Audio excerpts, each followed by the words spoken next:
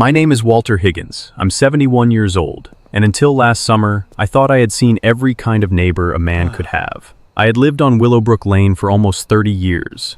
I knew the mailman by name, I knew which dogs barked at squirrels and which ones barked at nothing at all, and I knew every crack in the sidewalk well enough to avoid tripping on my evening walks. What I did not know, what I could never have predicted, was that a woman named Deborah Ashwood would turn a plastic table, 2 folding chairs, and a pitcher of lemonade into the most talked-about feud our little corner of the neighborhood had ever seen. Let me back up and tell you how it all started, because a story like this deserves to be told properly, from the beginning, the way my own grandfather used to tell me stories on his porch when I was a boy. It was the middle of June, the kind of summer day where the air itself seems to shimmer over the pavement, and my daughter Rebecca had dropped off her 2 kids, Mason and Lily, for their usual Saturday stay with Grandpa. Mason was 9, missing his 2 front teeth and proud of it, and Lily was 7, with a gap in her smile to match her brother's, and an imagination twice her size. They loved coming to my house because I had a big, shady oak tree in the front yard, and because I never said no to lemonade stands. That particular Saturday, Mason came running into the kitchen, breathless, holding a hand-drawn sign that said, "Lemonade 50 cents," in crooked, colorful letters. "Grandpa, can we sell lemonade today? Please? We want to save up for the new bikes." I didn't have the heart to say no. I never did. So I helped them drag out my old card table, found 2 mismatched folding chairs in the garage, and mixed up a pitcher of lemonade from the powdered mix I kept in the pantry for exactly this purpose. Lily insisted on adding a few slices of real lemon for what she called fancy points, and Mason taped his sign to the front of the table with more tape than necessary, because that's what 9-year-olds do. By 11 in the morning, the stand was open for business at the end of my driveway, right where it met the sidewalk. It was harmless. It was wholesome. It was the kind of scene you'd expect to see on a postcard about small-town America. For about 2 hours, everything was perfect. Neighbors walked by and bought cups. Mr. Delgado from 3 houses down bought 2 cups just so he could tell Mason his lemonade was better than the stuff at the ballpark. A jogger stopped, sweaty and grateful, and gave the kids $1 for a 50-cent cup and told them to keep the change. Lily kept a little tin box for the money, and every time a coin dropped in, she'd do a tiny victory dance that made my heart swell. Then Deborah Ashwood came out of her house. Now, I want to be fair here, because even a story about a difficult neighbor deserves fairness. Deborah wasn't always unpleasant. She had moved into the house across the street about 4 years earlier, after her divorce, and in the beginning she'd wave hello and compliment my rose bushes. But somewhere along the way, something in her had hardened. Maybe it was loneliness. Maybe it was simply her nature finally showing itself. Whatever the reason, by the time that summer rolled around, Deborah Ashwood had earned a reputation on Willowbrook Lane as the woman who complained about everything. She complained about wind chimes. She complained about a neighbor's cat sitting on her lawn for too long. She once called the homeowners association because someone's holiday lights were, in her words, aggressively cheerful.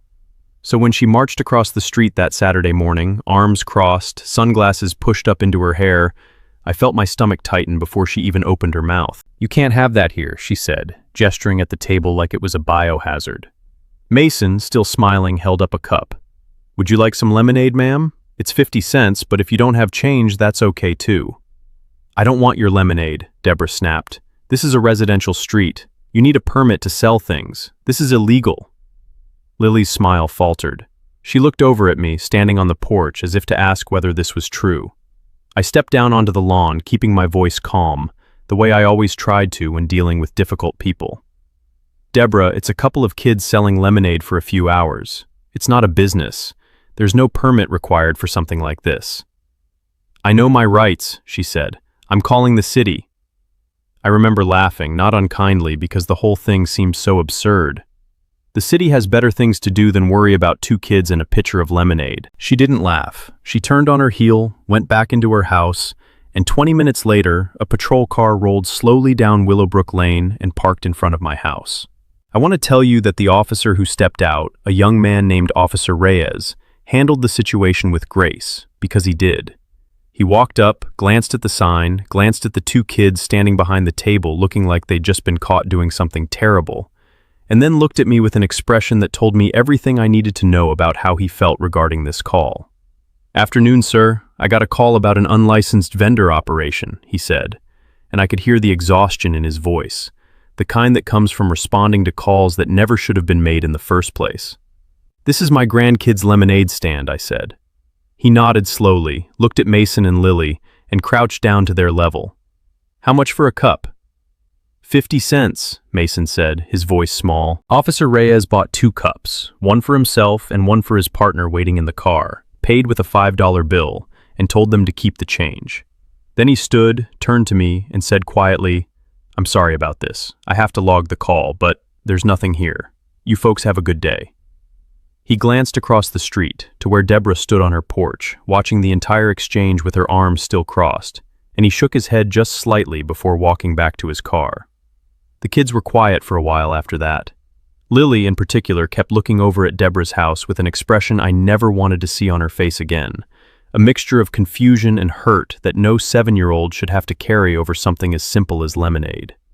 Mason tried to be brave about it, the way older siblings often do, but I could see it had rattled him too. That night, after I dropped the kids back home and told my daughter what happened, I sat on my porch for a long time, watching the fireflies come out over the lawn, and I made myself a promise. I wasn't going to let this go, not because I wanted revenge in some dramatic, destructive sense, but because I believed, deeply, that a woman like Deborah Ashwood needed to understand that there were consequences to treating people, especially children, with that kind of casual cruelty.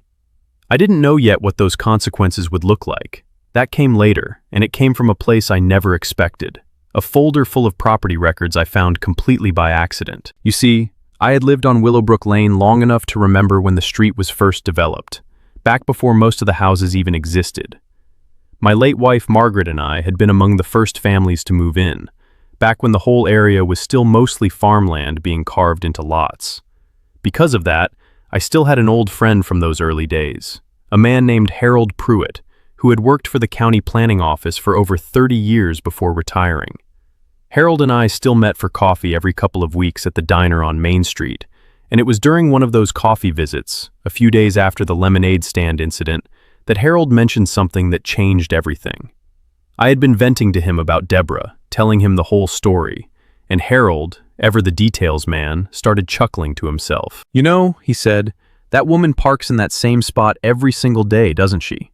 Right at the corner where Willowbrook meets Cedar Court, in front of that little strip of grass." I knew exactly the spot he meant. It wasn't technically in front of any house. It was a small, triangular patch of land at the intersection, wide enough for 2 or 3 cars to park along the curb. And for reasons I never fully understood, Deborah had claimed it as her own personal parking spot years ago. She parked her car there every single day instead of in her own driveway because, as she'd told other neighbors, her driveway was too narrow, and she didn't want to risk scratching her car pulling in and out. She had gone so far as to put out an orange traffic cone some mornings to save the spot, even though there was no legal basis for her to do so. It had become something of a neighborhood joke, and also something of a neighborhood irritation, because that little strip of curb was technically open to anyone, and more than once a visiting family member of another neighbor had parked there only to find a nasty note tucked under their windshield wiper the next morning. "That triangle of land," Harold said, leaning back in the diner booth with the satisfied look of a man about to deliver very good news, "isn't owned by the city. It's a leftover parcel from the original development. It got mapped wrong back in the 80s, and it's technically still privately owned. It's been sitting unclaimed and unused in county records for decades because nobody realized it was worth anything." I sat up a little straighter. "Privately owned by who?" Harold shrugged. "Would have been part of the original developer's estate. I can look into it, but if I remember right, it might still be tied up with the old Bristlecone Development Company. They dissolved years ago, but the land parcels sometimes get auctioned off by the county when back taxes pile up, since technically taxes should have been paid on that land the whole time." That was all I needed to hear. Over the next several weeks, I did something I had never done in my entire life. I became an amateur real estate investigator. I spent hours at the county records office, going through old plat maps and tax documents with a magnifying glass and a legal pad, tracing the ownership history of that small triangular parcel of land. Harold helped where he could, pulling a few strings with old colleagues who remembered him fondly enough to dig up records that weren't easily searchable online. It turned out Harold's memory, even in retirement, was as sharp as ever. The parcel had indeed slipped through the cracks. Decades of unpaid property taxes had accumulated on a scrap of land nobody had thought to claim, precisely because nobody realized that little strip of curb and grass was worth anything at all. The county was planning to include it in an upcoming tax lien auction, a small, unglamorous sale that most people in town would never even hear about, let alone attend. I attended. The auction was held on a Tuesday morning in a government building downtown, in a room with folding chairs and fluorescent lighting, nothing like the dramatic real estate auctions you see in movies. There were maybe a dozen people there, mostly investors looking at larger, more valuable properties. When the auctioneer got to the small triangular parcel at the corner of Willowbrook Lane and Cedar Court, most of the room didn't even look up from their phones. I raised my paddle. Nobody else did. I won the parcel for a little over $4,000, which covered the back taxes and fees, an amount I would have paid twice over just for the satisfaction of what came next. I want to be clear about something here because I think it matters. I didn't do this to be cruel. I didn't do this to hurt Deborah Ashwood or make her homeless or ruin her life. I did this because I now legally owned a small piece of land that she had been treating as her private property for years, without permission, without payment, and with an attitude of entitlement that had led her to call the police on 2 children selling lemonade. I simply intended to remind her, gently but firmly, that the world does not actually owe her a reserved parking spot, in the same way that a lemonade stand does not owe her an explanation. The first thing I did after the paperwork cleared was call a fencing company. Nothing dramatic, nothing spiteful looking, just a simple, tasteful, low wooden border around the perimeter of the parcel, with a small sign that read, "Private property, no parking without permission," and, underneath that, in smaller letters, "Property of W. Higgins." I also had 2 decorative planters installed at the edges, filled with marigolds, because if I was going to reclaim a piece of land, I figured it might as well look nice doing it. I'll admit, I felt a little bit like a kid myself on the morning the fence went up, watching from my porch with a cup of coffee as the workers finished installing the small gate. Around 7:30, right on schedule, Deborah's car came rolling down Cedar Court toward her favorite spot, and I watched her slow down, then stop completely in the middle of the road, staring at the little wooden fence and the freshly planted flowers now occupying the exact spot where she usually parked. She got out of her car, walked up to the sign, read it twice, and then looked around the street as if searching for someone to blame. I happened to be watering my roses at that exact moment, entirely by coincidence, of course. "Walter," she called across the street, her voice sharp. "What is this?" "Morning, Deborah," I said pleasantly. "Lovely day, isn't it?" "This is my parking spot. What did you do?" "Actually," I said, setting down my watering can and walking over, because I had been waiting weeks for this conversation and I intended to enjoy every second of it. "It's not your parking spot. It never was. It's a piece of land that's been sitting around unclaimed for decades, and a few weeks ago, I bought it." She stared at me like I'd told her the sky was made of lemon rinds. "You can't just buy a parking spot." "I didn't buy a parking spot," I said. "I bought a piece of property, same way you own your house and your driveway. Except this piece of property happens to be the one you've been using for free for the last several years, cones and nasty notes included." Her face went through several colors, something between red and a shade of purple I'd only ever seen on eggplants. "This is ridiculous. This is retaliation. I'll call the city." "Please do," I said, and I meant it sincerely, because I had made absolutely certain every piece of paperwork was in order before spending a single dollar. "The county will confirm the ownership transfer. I have the deed, the tax receipts, and the survey. Everything is filed properly." She didn't call the city that day. She did, in fact, call the city a few days later, and according to Harold, who still had friends in the planning office willing to share a laugh over coffee, the clerk who answered her call spent nearly 20 minutes explaining patiently that yes, the property had been legally purchased. Yes, the previous use of the land by Ms. Ashwood had never been authorized in any official capacity. And no, there was nothing the city could do about a citizen legally purchasing land at a public tax auction. For a while, things were tense on Willowbrook Lane. Deborah started parking in her own driveway, the narrow one she'd complained about for years, and if the scrapes on her bumper over the following weeks were any indication, her fears about that driveway may not have been entirely unfounded. She stopped waving at neighbors. She stopped attending the neighborhood association meetings she used to dominate with complaints. For a couple of months, an uncomfortable silence hung over that stretch of the street whenever she and I happened to be outside at the same time. But here's the thing about stories like this, the thing I've learned over 71 years of living. Sometimes the most powerful lessons aren't the loud ones. They're quiet. They sink in slowly, over time, in ways you don't expect. About 3 months after the fence went up, on a Saturday morning almost identical to the one that started this whole story, Mason and Lily were back at my house, and Lily had gotten it into her head that she wanted to sell lemonade again.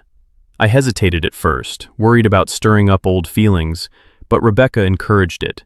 "Don't let one bad experience define something they love, Dad," she told me, and she was right, the way she so often is.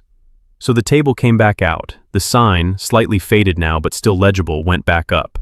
And around 11 in the morning, as the kids were pouring their first cups for a couple walking their dog, Deborah Ashwood came out of her house.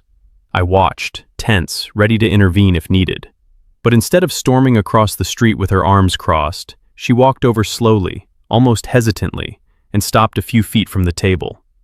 "How much?" she asked quietly. Mason looked at me first, uncertain, and I gave him a small nod. 50 cents, he said. She took out her wallet, handed him $1, and told him to keep the change, echoing the exact words the jogger had used months earlier. She took the cup, took a small sip, and said, "This is very good."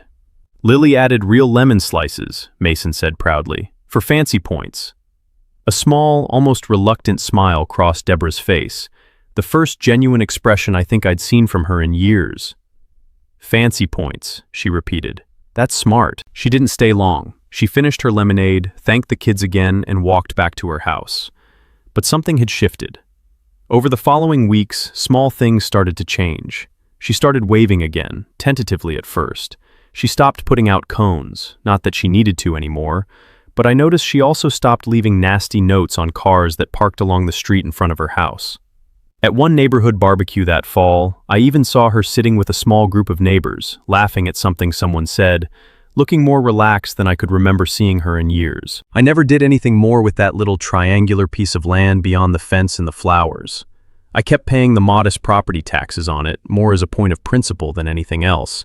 And every summer since, I've let Mason and Lily plant a few sunflowers along the edge, right next to the sign that still says Property of W. Higgins, which has become something of a family joke at this point. Deborah moved out of the neighborhood about 1.5 years later, not because of anything related to the parking spot, but because her job relocated her out of state. Before she left, she actually came by my house unannounced and handed me a small potted plant as a goodbye gift. She didn't apologize outright, not in so many words, but she said something I've thought about often since. "I forgot what it was like to be a kid doing something simple and joyful," she said, standing on my porch with her hands in her coat pockets. "Watching your grandkids out there, even after everything, reminded me. I'm sorry it took so long to figure that out." I told her I appreciated that, and I meant it. I never wanted to make an enemy out of a lonely woman who had simply lost her way in dealing with people. I just wanted her, and honestly I wanted myself too, to remember that a little bit of grace goes a long way, but so does standing your ground when something you love is being unfairly threatened. These days, Mason is 12 and too cool for lemonade stands, more interested in his bicycle and his friends from school. But Lily, now 10, still sets up shop every summer under that old oak tree, usually with a new gimmick each year, whether it's fancy lemon slices or homemade cookies on the side. And every single time, without fail, at least one neighbor stops by that little triangular patch of land at the corner of Willowbrook and Cedar, reads the small, weathered sign, smiles to themselves, and tells the story to whoever happens to be walking with them. It's become a bit of neighborhood folklore at this point, the story of the lemonade stand and the parking spot, told and retold at barbecues and front porch gatherings. Some versions have gotten a little exaggerated over the years, the way stories tend to do, but the heart of it stays the same. Sometimes the best way to teach someone a lesson about kindness isn't through anger or shouting, but through patience, a little bit of cleverness, and the willingness to fight quietly for the things and the people you love.